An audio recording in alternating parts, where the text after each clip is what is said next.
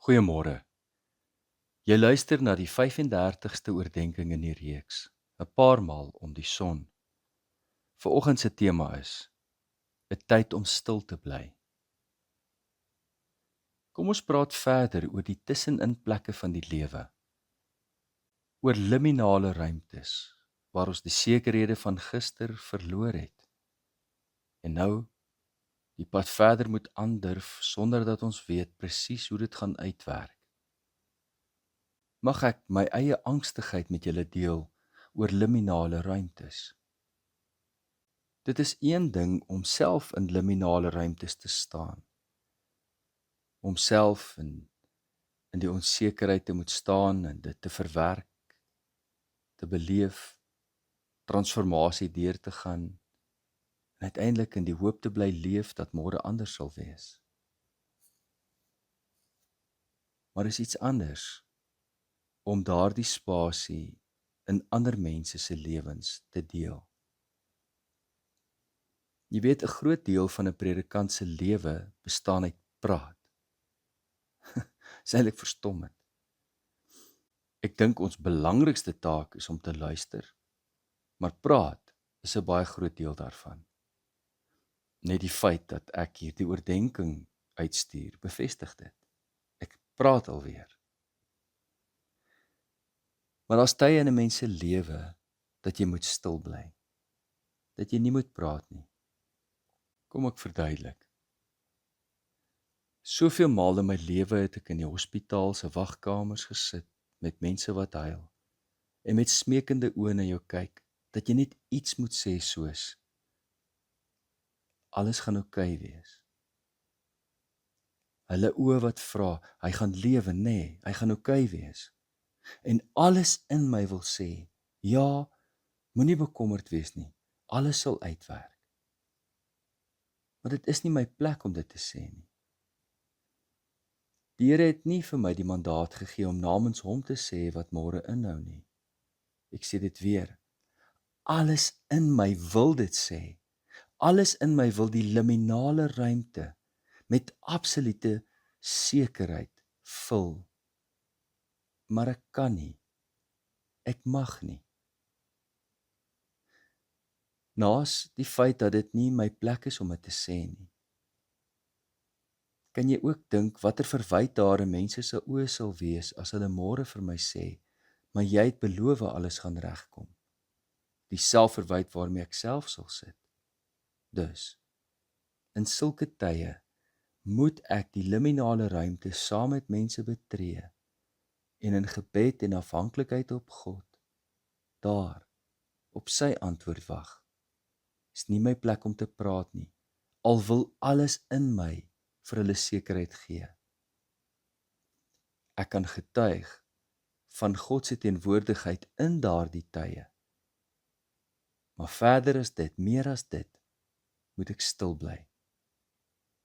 'n ander liminale ruimte waar ek dikwels saam met mense 'n pad stap, is onsekerhede oor die toekoms. Iemand het byvoorbeeld hulle werk verloor.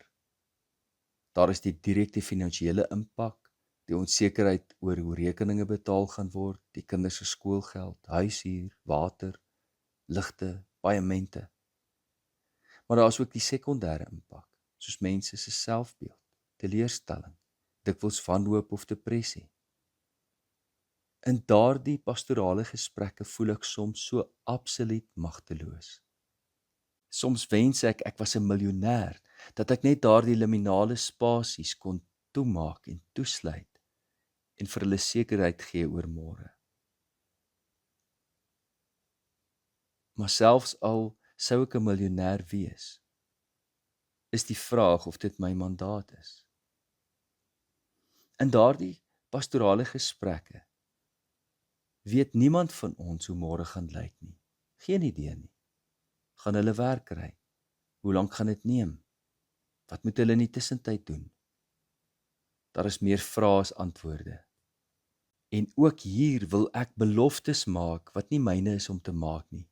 Moenie bekommerd wees nie, alles sal uitwerk. Byt vas, môre gaan dit beter. Dis maklik om dit te sê as jy aan hierdie kant van die tafel sit. Nee. Ook hier sien ek dit eerder as my taak om langs iemand in te skuif, in die tusseninplekke van die lewe, in daardie liminale spasies. Dikwels help dit net om te weet, ek is nie alleen nie.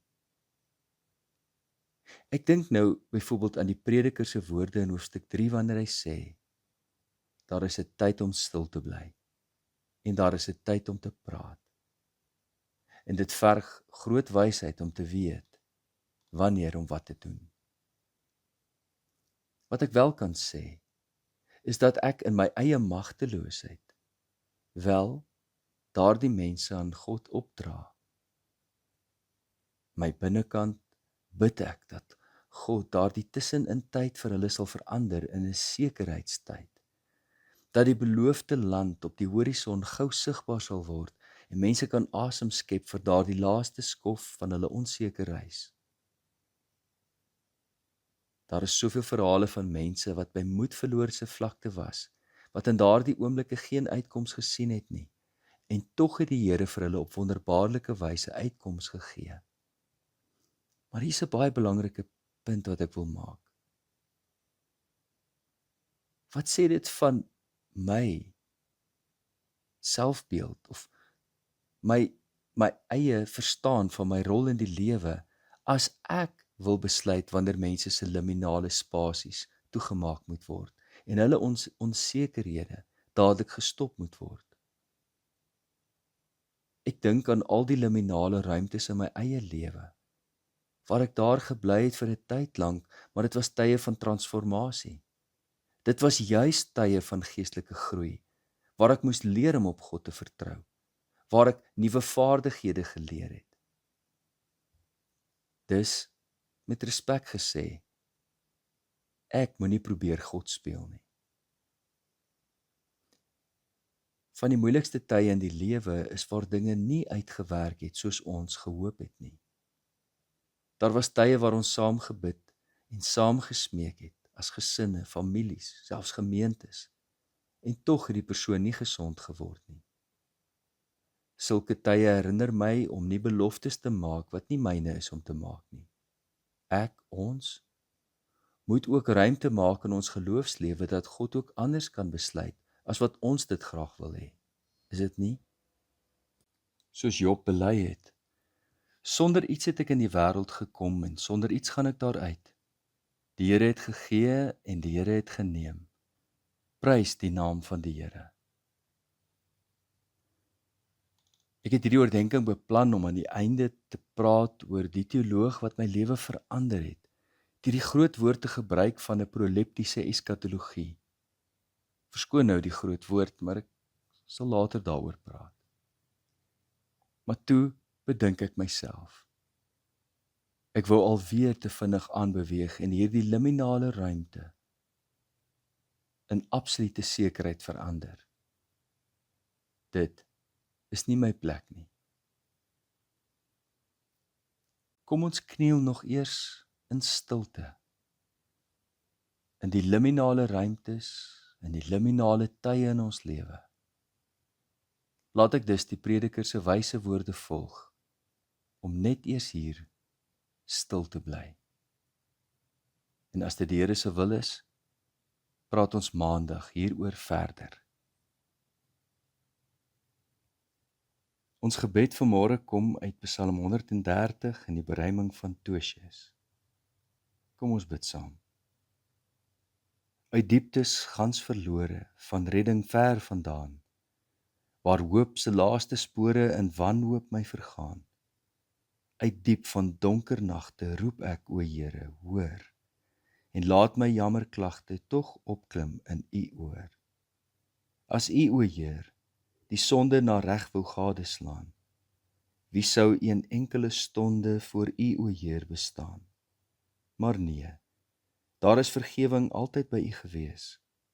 Daarom word U met bewing reg kinderlik gevrees. Soos een wat op die mure as wagter uitgestel, gedurig deur die ure met sy gedagte tel. So wag my siel en sterker, gedurig op die Heer, tot hy die ligbewerker, die nag in daagraad keer. Liefde en 'n geseënde naweek vir elkeen.